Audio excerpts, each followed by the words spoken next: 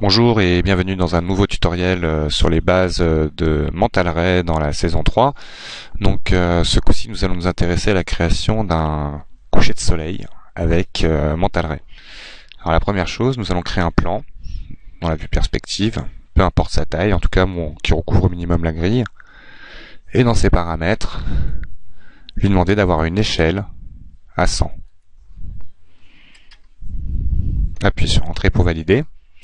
Nous allons aussi créer une théière.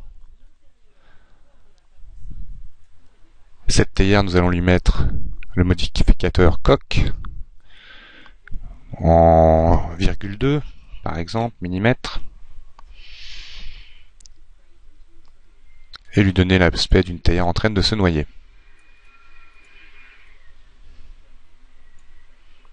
Nous allons donner deux matériaux à ces objets, l'éditeur de matériaux texture, compact, mode compact, et une boule pour le sol, une boule pour la théière. La boule pour le sol, je vais lui demander un paramètre eau surface réflective. Alors ensuite, la deuxième boule, donc celle-ci, que j'ai assignée, pour la théière, je lui demanderai un modèle de chrome. C'est tout pour les matériaux. Je vais me mettre en plein écran de la perspective, Alt W. Alors j'ai pas l'impression d'avoir affecté à la bonne chose. Ça c'est bien mon sol avec un modèle eau surface réflective et une théière avec un modèle chrome. Ok, c'est bon. Je vais maintenant créer un système lumière du jour en acceptant les paramètres Mental Ray. Il va tout simplement créer dans l'environnement, on ira pour le modifier et vous montrer justement ce que je n'ai pas montré dans la vidéo sur les caustiques, l'histoire de l'arrière-plan. Donc je valide. Alors dans un premier temps, peu importe où vous êtes, vous créez la boussole par cliquer-glisser qui orientera le nord de votre scène. En lâchant la souris, il va vous proposer de créer un ciel physique MR. Vous acceptez dans l'environnement arrière-plan. Après, en cliquant-glissant, vous allez éloigner votre lampe. C'est juste une question de sélection dans la scène. Elle ne vous gênera pas.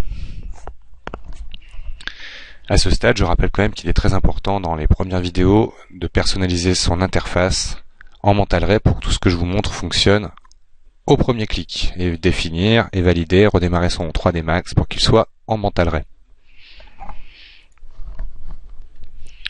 Donc là, ma théière, on va lui demander en dessous de sa coque un peu plus de maillage parce qu'on voit qu'elle est très subdivisée, ce qui n'est pas très joli. Je vais l'en mettre 12. Tout simplement. Je vais m'orienter en sélectionnant ma théière avec Z de manière à la voir. Trouver un angle où je la trouve intéressante, peu importe la lumière pour le moment. Voilà, par exemple comme ça. Dans la vue, je vais venir faire créer caméra à partir de la vue, qui automatiquement me créera une caméra. Je vais demander à mon arrière-plan, que l'on trouve dans l'arrière-plan fenêtre, ou en faisant Alt B pour accéder aux paramètres d'arrière-plan, demander d'afficher mon arrière-plan environnement, celui qui a été créé lors de la création du système de lumière du jour. Je valide en disant OK. Voici mon arrière-plan.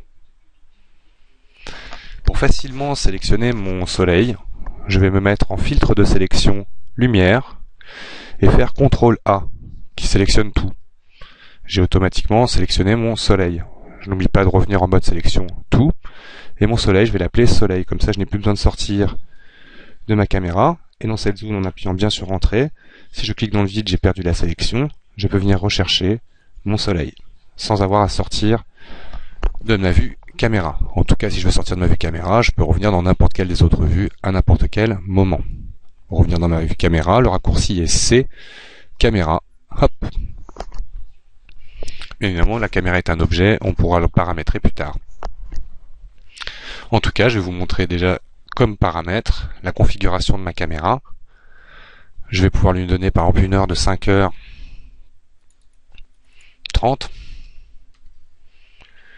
et bien faire la rotation de la direction du nord pour essayer d'amener mon soleil par ici.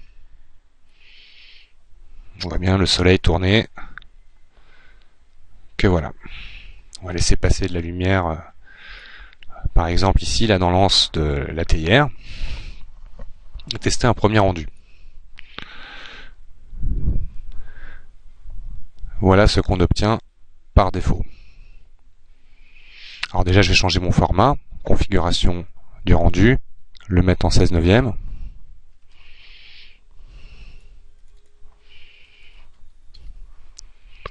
Pour l'instant, je ne touche qu'à ça. Et venir changer quelques petits trucs dans mon environnement. Donc déjà, je vais rendre un aperçu. Nous ne verrons pas l'arrière-plan ciel mental dans le contrôle de l'exposition. Je rappelle que ce bouton m'a ouvert l'environnement, mais on y accède aussi par le rendu environnement. Dans rendu environnement, je vais venir jouer. Maintenant, je vais mettre une valeur de 13,5 dans l'exposition. On voit que ça passe pas mal ici. Et rajouter un peu de vignettes. On va mettre 6 en vignette, ce que l'on voit là dans les bords de la fenêtre perspective de caméra. Et venir changer à 7600 le Kelvin. Alors ça va pas être 7600, je l'aurai un peu bleuté, donc c'est plutôt l'inverse. On va mettre 4000, 5000, on va tester à 5000 déjà tout rond, voir ce que ça donne. Et je vais lancer un calcul en cliquant sur ma théière.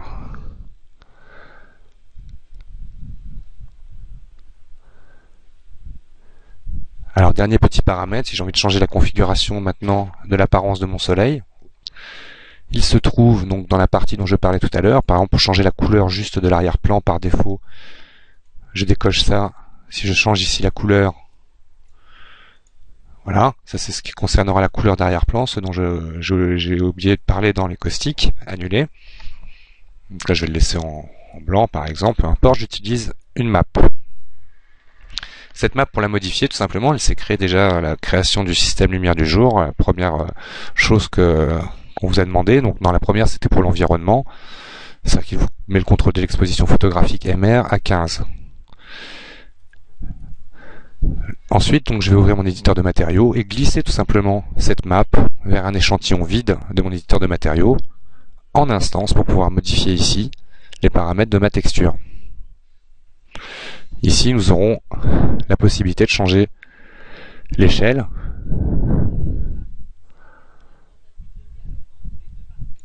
l'intensité du disque,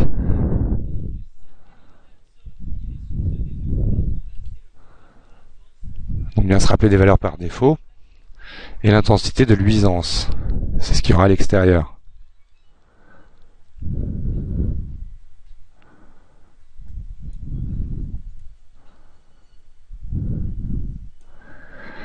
Donc là, j'ai par exemple exagéré un petit peu la taille et lancé un rendu. Production de rendu, donc soit par ici, soit par rendu, soit par maj Q, soit par F9.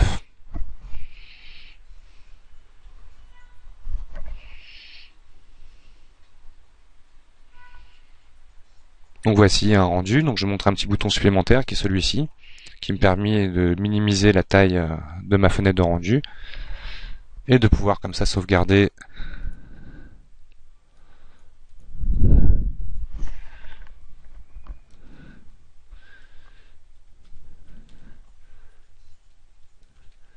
mon image dans enregistrer l'image à une bonne qualité.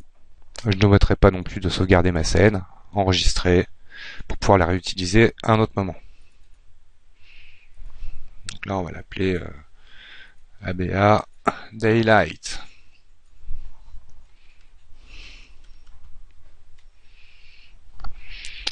Voici, cette vidéo est terminée. Je vous dis à très bientôt pour une nouvelle vidéo. Merci d'avoir regardé.